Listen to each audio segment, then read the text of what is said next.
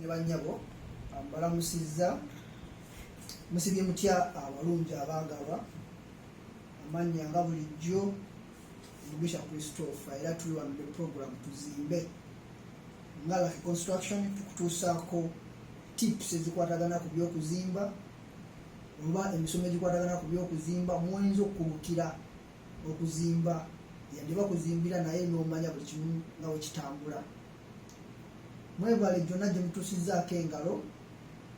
mikwano gyange abali Saudi Arabia, mikwano gyange abali Abu Dhabi, abali Dubai, UK mumpagidde nnyo bannange mbatumirako kansuso. Mikwano gyange abali mu Canada, US, abali Germany bannange mwena mbatumiddeko, bannauganda mwena mbatumiddeko mbagamba tweyongere okwekuuma COVID kubanga COVID seriously atwala abantu baffe tetumanyi oba COVID oba kintu kirala. Kozesa sanitizer, teekako masiki, tambula nayo mugiraba, teekako masiki kubanga okwerinda si buti. Buganda agamba n'ensana naffe etambula egaludde, so naaba mu ngalo, kozesa sanitizer, kozesa masiki, ate mweyongere okulya enniimu, emicungwa n'amazzi agabuguma ebigatamu vitamin C oba fruits. So olwaleero njagala tutunuulire nina ettaka lyange 5x5 njagala kuzimba mu single rooms. So tugenda tutunuulira single rooms 4 standard mbala futi 12 ku 12 niteekako n'akasitowa ka futi 4 kyakitegeeza 12-16. So ploti yange eri 5x5, so njagala ndabe neetaaga ki okugizimba ennyumba eyo era neetaaga kyenkana ki nakye ekyo nga sinakigendako munzikirize nsooka ennyonnyola kino wammanga oba maybe nizo tisembyayo but kankiiseewo ate nagenda ku nnyumba yaffe for rentals nandisabye nsooka enjogere ku plan kyeki. Plan kyekyo kiraga structure y'ennyumba oba ekifaananyi ky'ennyumba bwe kigenda okufaanagana ebipimo byayo buli kimu. So bw'oba okola plan bino bye birina okugobererwa. Ennyumba etali ya kalina obeera ne design ne bateekako green stamp,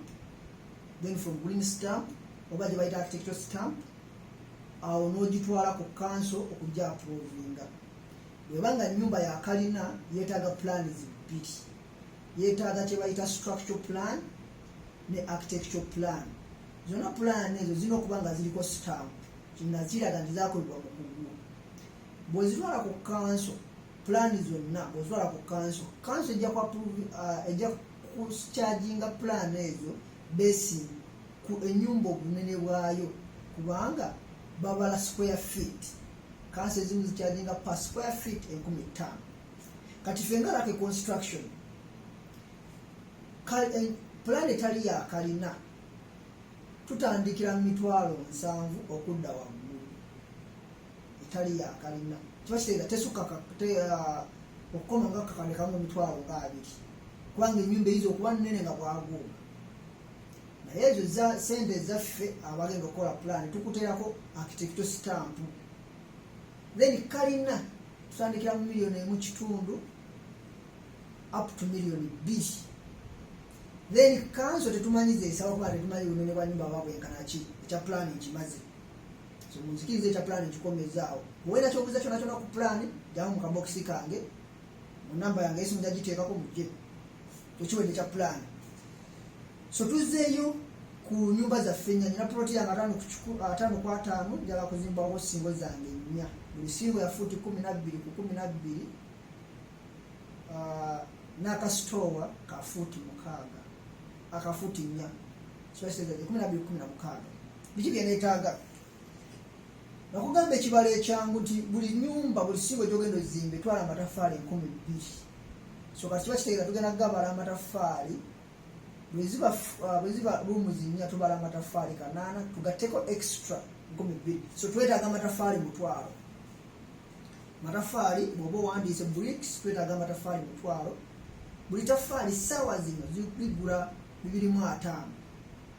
oba liza okwali 23. so kwata omutwalo gumu times 2.5 sente zonajjamu ziteeke ebbali oba oyinza okugamba mitwalo 2.5 times 10 kubanga 10 bimaze nti buli motoka egenda kutwala buli motoka egenda kuba amatafaali 10 so amatafaali mutwalo zimotoka 10 oba ze trip 10 so kwata 10 times mitwalo 2.5 neetaaga omusenyu neetaaga gwenkana ki neetaaga emmotoka 6 ez'omusenyu ng'emmotoka 4 musenyu gwa nnyanja motoka 2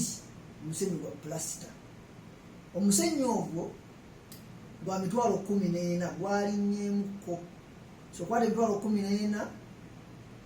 times 6 sente zonafuna ziteeke zokka then tugende ku seminti ennyumba 4 neetaaga seminti yenkana ki neetaaga seminti ensawo 45 seminti ali ku mitwalo 2.85 so kambaleko 2.9 nja kwetaaga ensawo 45 times 9 kyakitegeeza nja kuba nfuna $1,350,000 neetaaga amayinja g'enkokoto gano omuzungu agayita aggregates oba mulimi oluzimbi aggregates bamu bagabalya mu ttani nenze nja kubala mmotoka ya elf neetaaga emmotoka ya elf emu $16,000. Tugende ku mitayimbwa egisiba beam nja kwetaaga emitayimbwa 13 emitayimbwa gino mugimu ebika mulimu gye bayita T10 oba Y10 mulimu Y12 so nja kukozesa Y12 neetaaga gya mitwalo 3.6 so kwata figa kubisa 3.6 ufune figa eddako nja kwetaaga emiti nenga sina kwetaaga miti kansoke mbale nja kwetaaga ring zino zigenda osiba emitayimbwa gyaffe zitambula ne binding ring neetaaga enkana ki neetaaga pairs 5 quarter ring abasinga bazita quarter ring pairs 5 nja kwetaaga quarter ring pairs 5 buli pair ya singi 7 kati so kwata 5 times 7,000 then nja kwetaaga ring neetaaga kilo 3 nja kwetaaga binding wire neetaaga kilo 3 buli kilo ya 13.5 n'abamu bagitunda 4 bala bagitunda 5 so wogisanga wonna then kilo 3 times 13.5 nja kwetaaga emiti kati emiti gizze emiti gino gyegigenda otuyambako okusetinga gyegigenda otuyambako okulinnyako so nja kwetaaga emiti 25 emiti 25 buli muti nja kugula emitwa 1,400 not emitwalo buli muti nja kugula 1,400 so kwata 25 times 1,400 sente z'obwejjeemu ziwandiika ebbali nja kwetaaga embaawo eza kirundu abasinga bazita softwood ono nja kwetaaga zenkana ki nja kwetaaga kirundu pieces 2 buli lubaawo lwa 75 so kwata 20 times 75 then nja kwetaaga obusumaali kubanga mutukire mu kusetinga twetaagamu obusumaali obusumaali buno nja kwetaaga inchi emu kitundu nja kwetaaga kilo 4 inchi emu kitundu buli kilo ya 6 so kwata 4 times 6 nja kwetaaga inchi 3 buli kilo ya 15 inchi 3 nja kwetaaga kilo 3 buli kilo ya 15 inchi 4 nja kwetaaga kilo 3 buli era kilo ya 15 so kubisaamu nja kwetaaga ekiveera kye bayita damp proof cover DPC nja kwetaaga meters 10 buli mita ya 10 mulimu ebiri 5 n'e3 so buli mita ya kati kantu bale 3 nego ojja kweronderako so kwata 3 times 10 then zisitera kubala miscellaneous ndabe kikyesibaze neetaaga ekigoogwa kino oba gubayita omuguwa bwe gutuyambako mu kuleega saisolol yakwetaaga ebigoogwa 2 buli kigoogwa kya 6 kiba kiteeka bwe 12 . Kati abasinga mu mbuuza nnyo leba leba oyo wakuteesa buli omu alina engeri gyamukyagingako naye mujjukire bamikwano nti kino kyetubawa si bayibuli buli kimu kikyuka kola different survey from different hardwares kase kirungi tubawaako tugezaako kubagayidinga katugumunja tulaba mbadde nkusaba information webe kugasa tuwe thumb obanyiga gilayikinge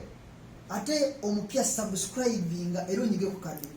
ofune videos zetubanga tutateekayo oba tonyize ku kade tojja kola videos n'emu gye bataddeyo nga mpya so mwebale kumpagira mwebalire nnyo kubanga mbagala nnyo mwamunfula kino kyetuli tugende mu kusereka biki bye twetaaga mu kusereka okusereka ennyumba zino twetaaga ki okusereka let me see roofing kusereka kuno twagala kusereka ennyumba 4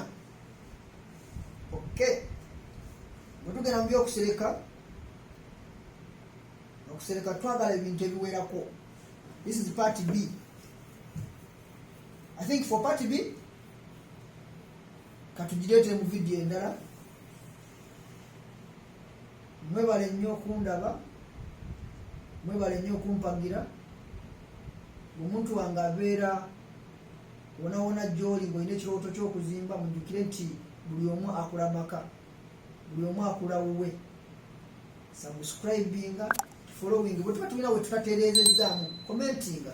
tuwabulemu bwowe nakyoyagala yingira mu kabokisi buuza funa enamba yange ntuukirira bangi muntuukiridde ngezaako okubagayidinga yes bw'oyagala ngende ku visitinga site yo osasula definitely osasula ne visitinga site yo nenkuwa quotation tugezeeko tukwatagane guno omwaka gugenda okuggwako buli omu abe ng'alina ekirooto ky'okuzimba buli omu abe ng'azimbye ffe nga Lucky Construction essanyu lyaffe kulaba nga buli omu azimba mwebale nnyo twagira mwebale nnyo twagala tubaagala nnyo subscribe nga tuwerabira era onyige kkade bye bye